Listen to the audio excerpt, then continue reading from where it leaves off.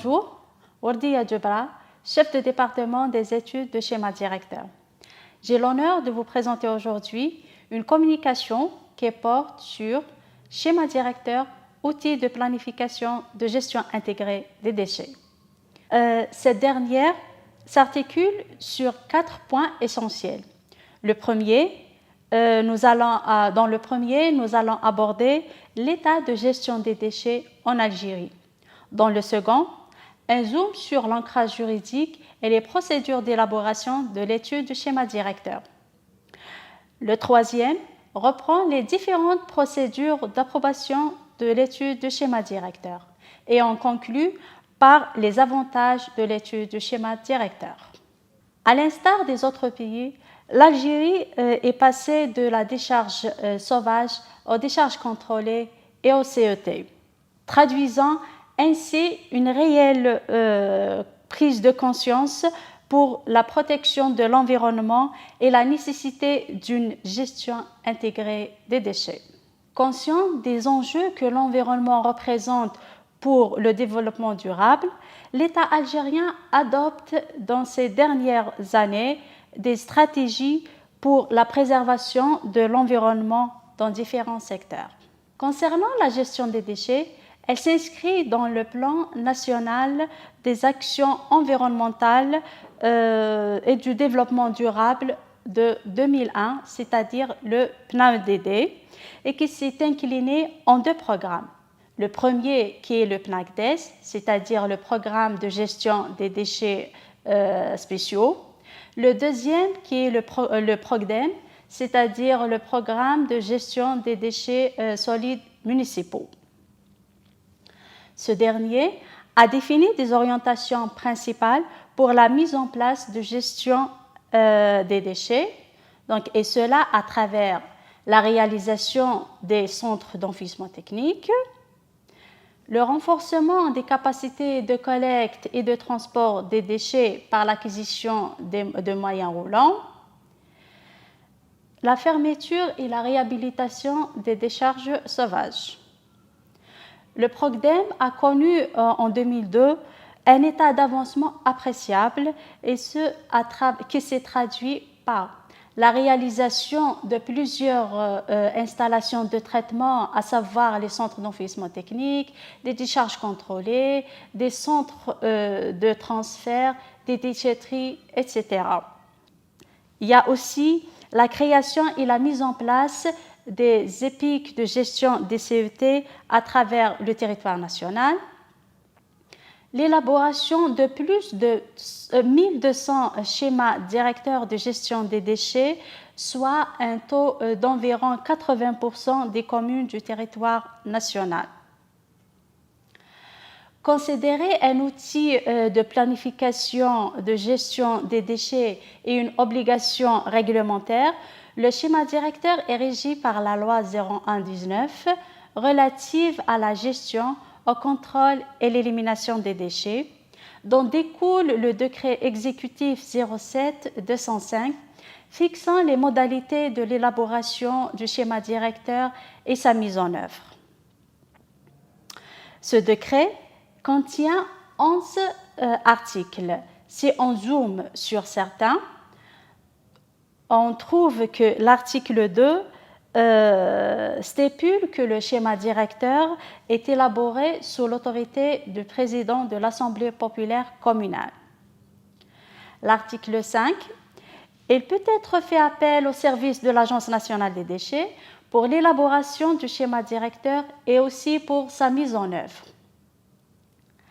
L'article 9 détermine la durée de validité de cette étude de schéma directeur qui ne dépasse pas les 10 ans et il est révisé sous l'initiative ou bien à l'initiative de l'Assemblée populaire communale. Quelles sont les modalités de l'élaboration du schéma directeur? Le schéma directeur ou bien l'étude du schéma directeur est scindée en 3 phases distinctes.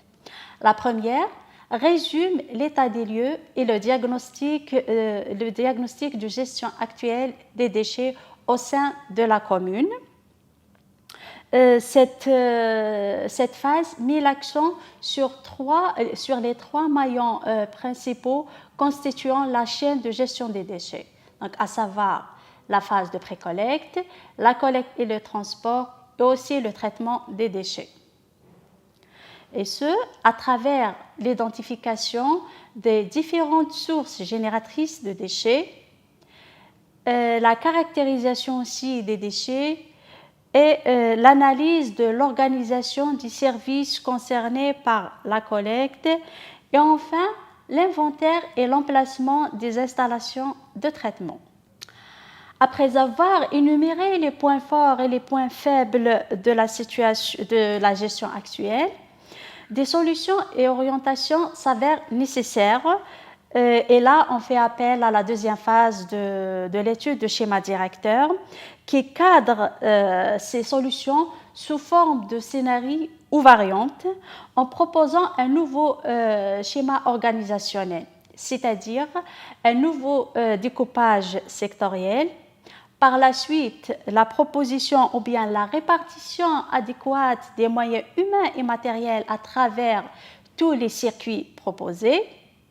Il y a aussi la définition des améliorations à apporter pour les services concernés par la collecte.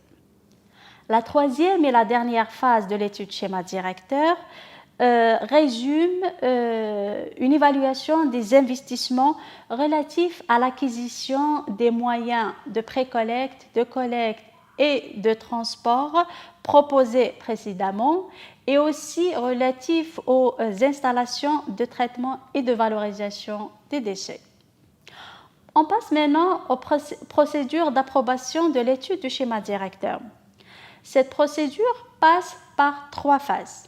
La première, après avoir élaboré le schéma directeur, ce dernier est mis à la disposition du citoyen au niveau de la commune, c'est-à-dire au siège de la commune, pendant 1 mois pour avis et consultation.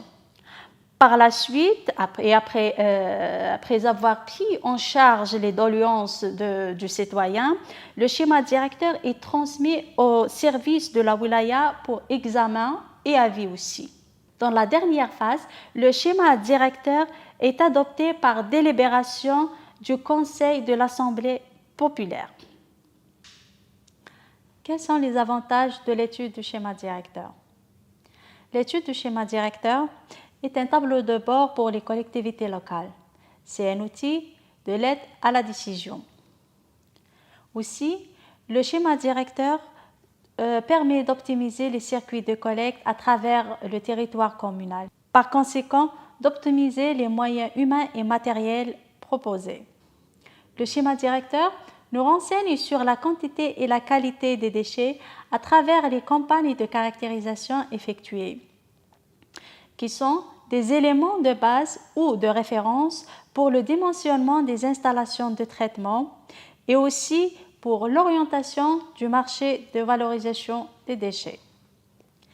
Le schéma directeur, à travers l'analyse de la situation actuelle de gestion des déchets dans sa première phase et les orientations recommandées dans la deuxième, permet de rationaliser les dépenses et les coûts inhérents à la gestion des déchets.